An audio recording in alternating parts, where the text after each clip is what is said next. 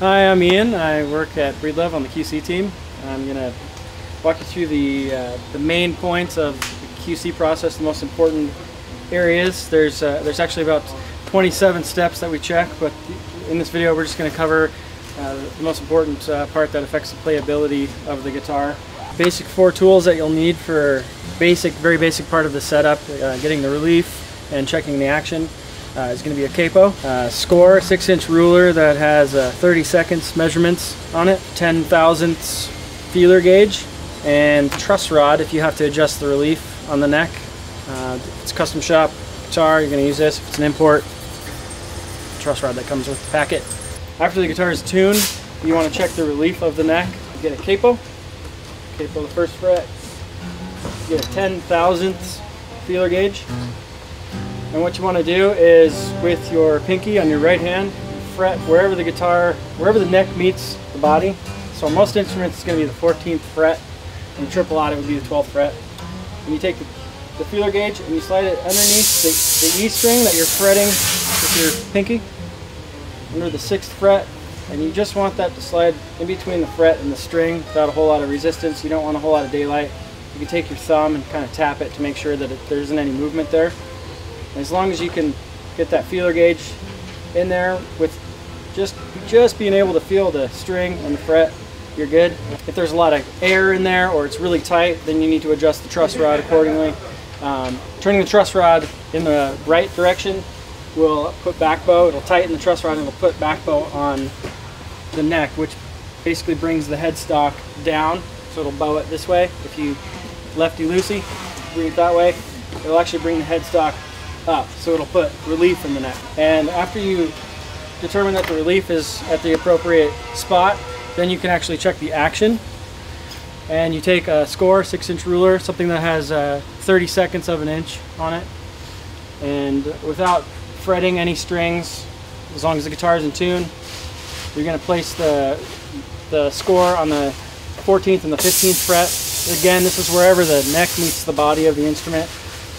On triple odd it would be the 12th fret, but the neck meets the body at the 14th fret, and that's where I'm going to take my measurement. So I take the score and I balance it off the 14 and 15, and what I'm looking for is 3 30-seconds on the low E and 2 30-seconds on the high E. You want to just be able to see that line. You don't want the line buried underneath the string, and you don't want to see a lot of space between that line. And the high E is a little tricky because you have to look through the strings to see the measurement. You can't look at it like this because the string will actually cast, depending on your lighting, will cast a shadow. And the way that you want to check it is by looking underneath the rest of the strings, and you just want that line to show at the 2 30-seconds mark. So it's 3 30-seconds and 2 30-seconds. If your measurement comes out below 3 and 2, 3 30-seconds and 2 30-seconds, and the saddle needs to come up, rather than using a shim or a piece of plastic or a credit card or paper or whatever it might be, you actually want to make a new saddle, which can be tricky if the material's bone. If it is an import instrument, and it comes with a saddle packet, you'll use the saddle that comes in the packet of the guitar. If the saddle is too high and you need to take material off of the bottom of the saddle, whatever the measurement is, if it's a 32nd or a 64th or just a little tiny sliver, what you want to do is take a sharp pencil, and whatever the distance is that you need to remove from the saddle, you're going to make a little mark on the bottom of your saddle on each side to mark how much material you need to remove. After you've marked how much material needs to come off, the best way to do that is by sanding the saddle on a piece of sandpaper. 220 grit is a good place to start.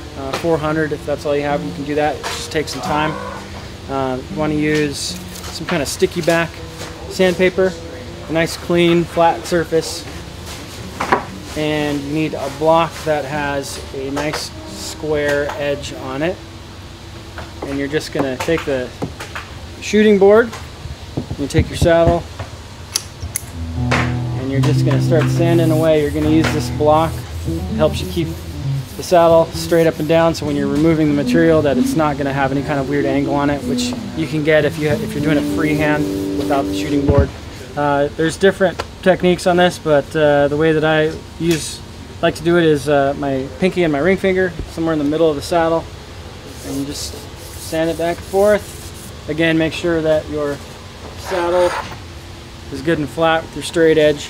Just hold it up against the bottom of the saddle, hold it up to a light source, and make sure that no air is poking through. If you got a lot of light coming through the middle, that means you got high spots on the outside. You would just focus your sanding on the ends of the saddle just by moving your fingers. Really important if there's a pickup, if there's a transducer underneath the saddle. If the saddle's not nice and flat, you're going to have uneven string volumes as you pick through the strings. You want to make sure that this is nice and flat, so it's pressing down on the transducer nice and evenly. But that is basically it. Once you have the guitar tuned, you check the relief, you get that first fret capoed down, fret it where it meets the body, and you get the feeler gauge in between the low E string and the 6th fret.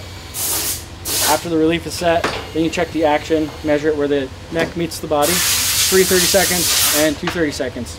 If those measurements are good, your playability will be right where it needs to be.